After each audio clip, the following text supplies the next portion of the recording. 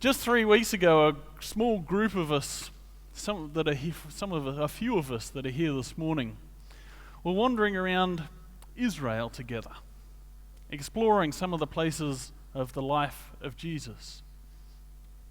Now, I say that primarily for instant preacher credibility.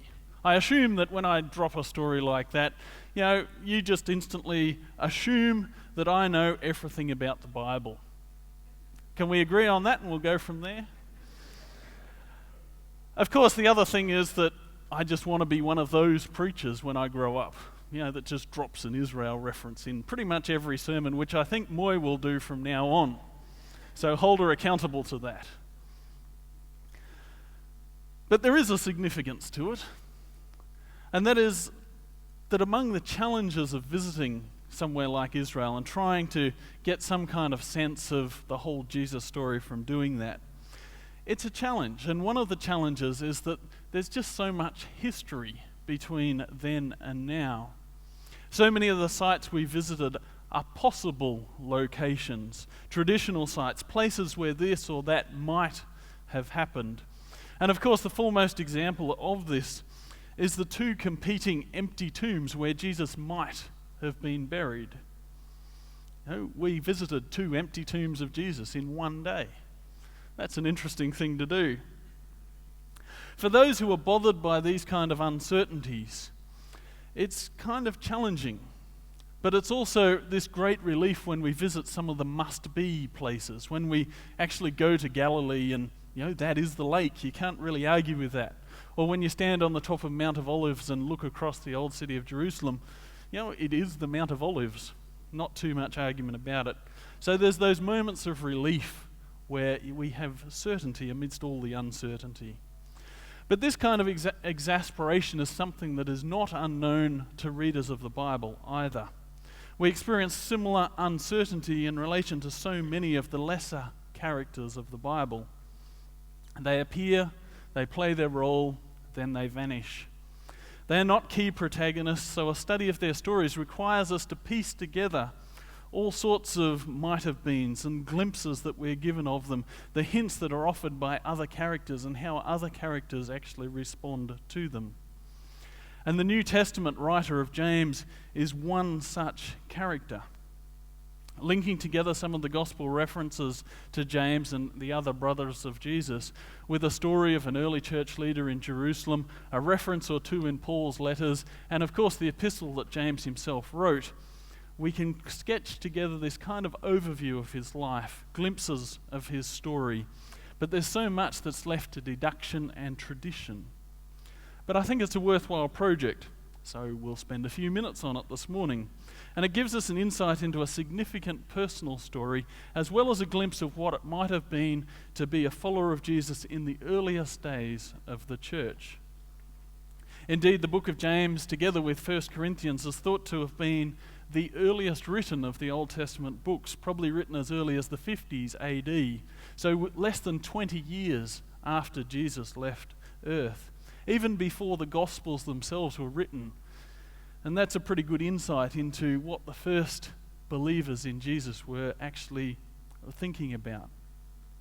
But first, the story, or as close as we can get to it from so many centuries past.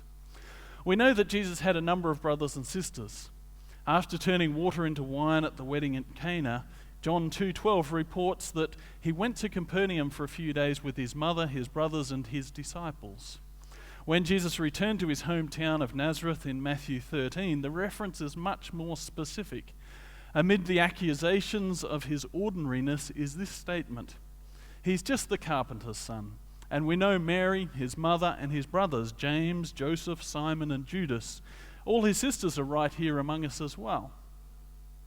So we have 4 brothers listed by name, of which James is the first and probably the oldest. And then all his sisters, suggesting 3 or more. It's a sizable family by our standards of least, with this evidence at least 8 siblings, half-siblings, or step-siblings, a veritable Brady bunch. The tradition, and this is where we enter the realm of historical approximation based on hints, probabilities, and stories from early Christian history, is that Joseph had probably been married previously. In that culture and time, this most likely means that his first wife had died, leaving him with some children from this first marriage. And so when Mary was engaged to Joseph, it seems probable that she, as a teenage girl, was to be married to a somewhat older man, already an established craftsman in the town and with an existing family. Circumstances that, of course, then add to the scandal and the disgrace of her unexplained pregnancy after the angel appeared to her to announce the special child that she was to have. Now, if this is the case, it's likely that James, as the oldest of Joseph's family, experienced many of the stories of Jesus firsthand. Indeed, there's a fresco on a wall in a church in Turkey that looks much like our familiar Christmas story of Joseph and the pregnant Mary travelling to Bethlehem with Mary riding the donkey. The difference is that there's a boy or even a young man leading the donkey while Joseph walks behind. Probably just a little bit awkward to explain in our traditional Christmas cards, but the tradition has it that this was James, who would have been present at the birth of Jesus and a witness to all the events that surrounded it. And we don't know whether some of the other siblings of Jesus were born naturally to Mary and Joseph after Jesus' birth. However, it's commonly believed that Joseph died at some point before Jesus began his public ministry. There's no further mention of Joseph after the story of Jesus being lost in the temple at the time when he was 12. As the oldest in the family, it's likely that James would have become the head of the household, probably taking the lead in the family business after Joseph's death.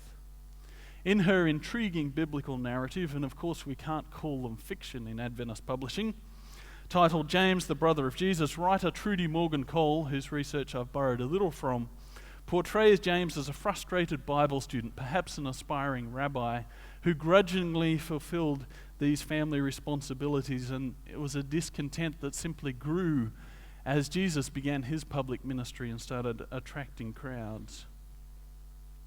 But there's one bold statement in the Gospels that summarise this relationship. John 7:5. For even his brothers didn't believe in him. At the end of the previous chapter, there is a statement about how many of the crowds, the people, and even some described as disciples, had turned away and deserted him. It seems Jesus' brothers had advice to offer him about the public relations and marketing, but not necessarily from a position of support, perhaps even with something of a sneer. John 7 verses 1-5 tells the story like this. After this, Jesus travelled around Galilee. He wanted to stay out of Judea, where the Jewish leaders were plotting his death. But soon it was time for the Jewish festival of shelters, and Jesus' brothers said to him, "Leave here and go to Judea, where your followers can see your miracles. You can't become famous if you hide like this. If you can do such wonderful things, show yourself to the world." And then the line, "For even his brothers didn't believe in him." The story of James starkly demonstrates that it's possible to be in the family, to be part of the church, to have grown up with the stories of Jesus, to have advice for the church, to be guardians of the family and guardians of the truth, but to miss Jesus. As Dillis was about to say, I'm sure, we can have Jesus in the house, but we still don't get him. We can be in the family but fail to understand him or to follow him, to not really believe that Jesus himself is enough, even perhaps to be jealous of Jesus and the loyalty he attracts. This is a sobering reflection, perhaps particularly for those of us who have grown up with Jesus or work in the church perhaps, and because of such familiarity have the grave risk of taking Jesus for granted. Our religion, our churchness, conferences, even our gatherings can get in the way of our Jesus, and we must not let that happen. Imagine the opportunities James missed out on, living in the same household as Jesus. Remember, we're talking about the Son of God living in the same house for 30 years, but failing to recognize who and what he was. Growing up with Jesus is a privilege, but it's not a guarantee that we will get him. In another interaction with his family, Jesus made it clear that the most important relationship with him is not biological or proximity, but it's spirit and responsiveness. The story is in Matthew 12:46-50. As Jesus was speaking to the crowd, his mother and brothers stood outside asking to speak to him. Someone told Jesus, appropriately enough, "Your mother and brothers are outside and they want to speak to you." Jesus asked, "Who is my mother and who are my brothers?" Then he pointed to his disciples and said, "Look, these are my mother and brothers. Anyone who does the will of my Father in heaven is my brother and sister and mother." These words from Jesus sound kind of harsh and dismissive, but it was the brothers who stood outside demanding that Jesus come out to them. In The Desire of Ages, Ellen White noted that the brothers' unbelief cast a shadow over the earthly life of Jesus. But in response, Jesus was inviting them in to a deeper brotherhood and sisterhood, a relationship that he offers to us all. But after this, James fades out of the Jesus story. It's likely that he witnessed much of the rest of Jesus' continuing ministry and perhaps even the growing threats against Jesus, his final week and his death. It was Passover after all when Jesus met his crucifixion, so faithful Jews would have been in Jerusalem, unless of course they were avoiding dangerous associations and even more dangerous relatives. But then something changed. The key ingredient is the resurrection of Jesus. That changes everything, and it changed everything for James. While we'd love to know the full story, there's just a hint of it in Paul's grand resurrection chapter in 1 Corinthians 15, verses 3-7. Paul writes, "I passed on to you what was most important, and what had also been passed on to me. Christ died for our sins, just as the Scriptures said. He was buried, and he was raised on the third day, just as the Scriptures said. He was seen by Peter and then by the 12, and after that he was seen by more than 500 of his followers at one time, most of whom are still alive, though some have died. Then he was seen by James, and later by all the apostles." Jesus had been crucified, dead. Now he was alive, and James knew this. He had witnessed this for himself, and it changed everything. For all the complications of religion and faith, ultimately Christianity is not an argument, an idea, or an experience. As N.T. Wright puts it, rather it's something that has happened. It's simply stunning news, unexpected, unlikely, counterintuitive, even unsought, but true and beautifully disruptive nonetheless.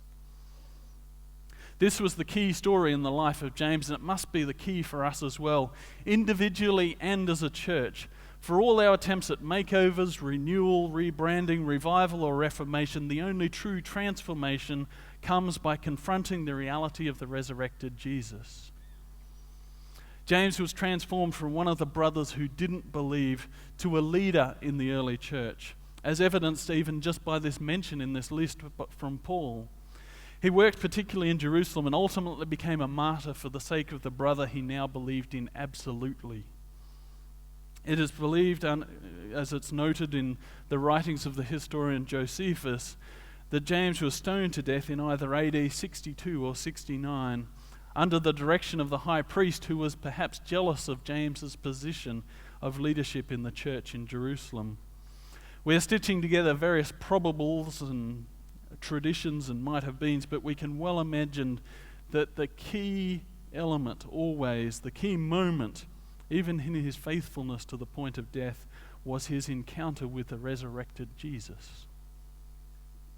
As a prominent leader in the early church in Jerusalem, James offers two significant examples of his understanding of what it means to follow Jesus.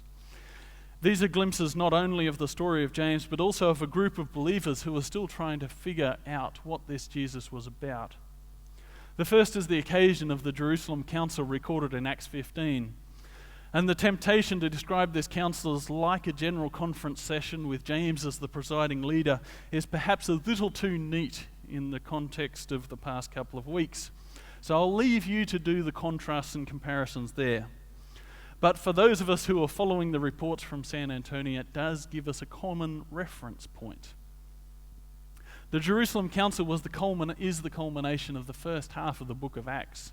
It began with Jesus' ascension and his final instructions to be my witnesses in Jerusalem and in all Judea and Samaria and to the ends of the earth. But then was sparked into life at Pentecost.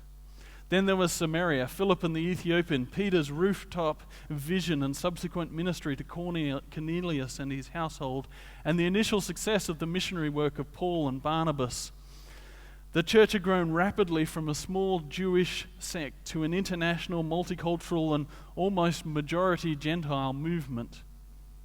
And of course, particularly from some in Jerusalem, there were calls that these new believers had to become Jewish, to become like us, to be fully recognized as members of this new faith community. At the council in Jerusalem, the missionaries, Peter, Paul, and Barnabas, reported on how God had led and blessed their outreach to Gentiles in ways that did not fit with the assumptions, prejudice, and theology of some of the Jerusalem critics.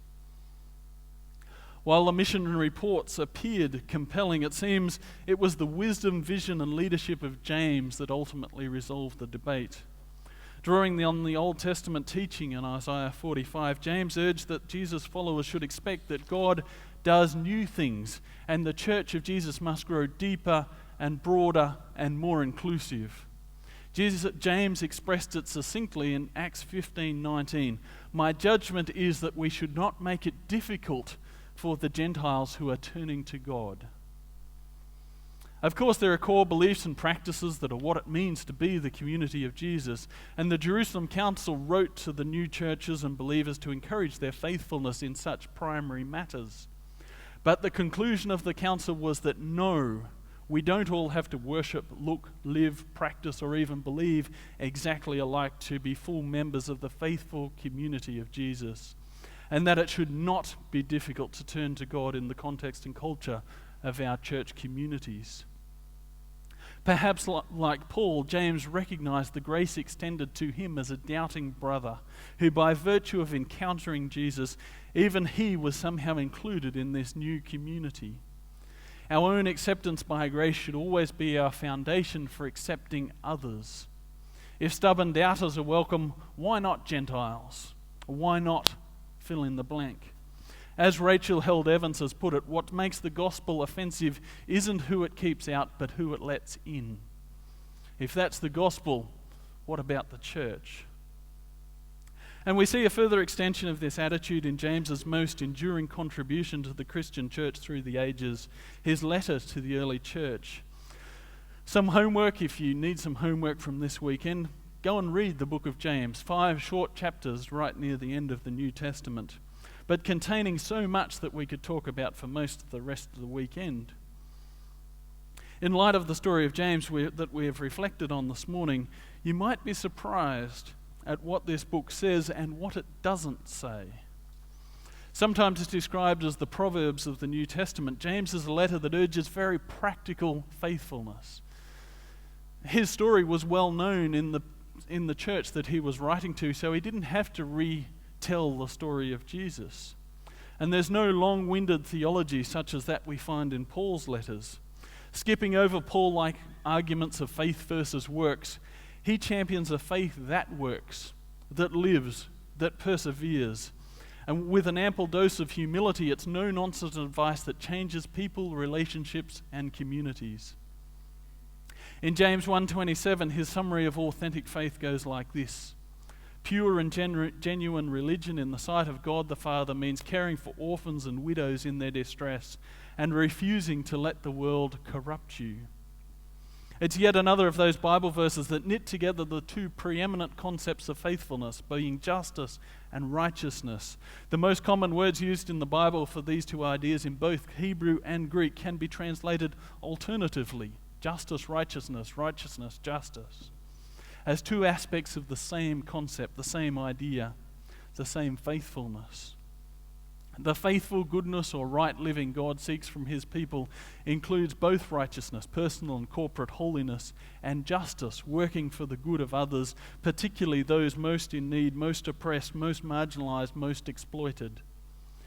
It's an understanding that informs our reading of James and his call to a prophetic patience In James 5, 7-10, he writes, "Dear brothers and sisters, be patient as you wait for the Lord's return.